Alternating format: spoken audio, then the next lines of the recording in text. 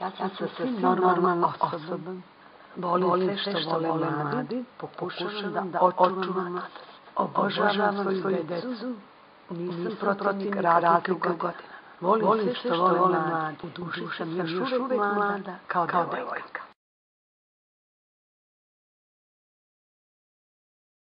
Bila sam prva dama grada Valjeva, zvanično proglašena za najlepšu devojku na izboru za Miss, održano 1978. u Grand hotelu Valjevo, kasnije bivše Miss Jugoslavije.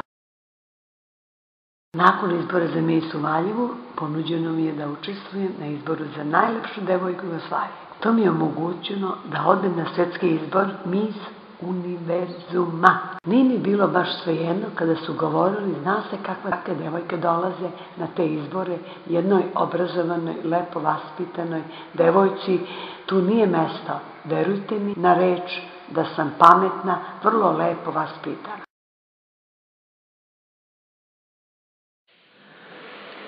Zvali su me Marlene Dietrich. Svi znaju da sam imala noge, stas i glas kao Marlene Dietrich. Udala sam se rano, moj muž je bio vojno lice, pa je dobio prekomandu i preselili smo se u Sarajevo. Tada sam dobila priliku da učestvujem na festivalu Ilidža. Stalno sam bila tamo, primetio me tadašnji organizator. Ja sam tada imala snimljenu pesmu na festivalu Pevači amateri. Mikrofon je vaš. To mi je omogućilo da snimim ploču i pevam na Ilidži. Prvo sam otpevala pesmu od Lepe Lukić. Čim su me čuli, rekli su, ova mala ima talenta. Brzo sam se razvela i vratila se u Valjevo. Pevala sam u Damjana u Valjevu, bila sam lepotica, moj tate bio jako strog. Prva sam u tadašnjem sterilnom gradu patentirala minić, korsete, duboke čizme. Mog imena muškarci su sekli mene, fatalna sam bila, ubrzo sam otišla u Italiju, bila sam fotomodel, prvi radovi su mi bili golišave slike, slikala sam se u par vodećih listova.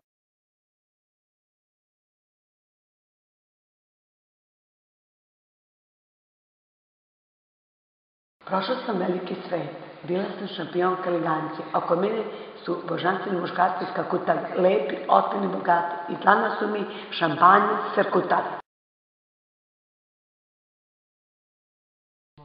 Dve jedice su meni pričali o zla oca i gore majke, detinjstvo ne može da bude srećno, mladost, žalosna karijera, kukavna, konkursi, nameštaj. I pošto svega toga ovde nema hleba, ona je otišla u Italiju. Tamo svi nešto glumataju i ona je tamo lako odglumila ribu.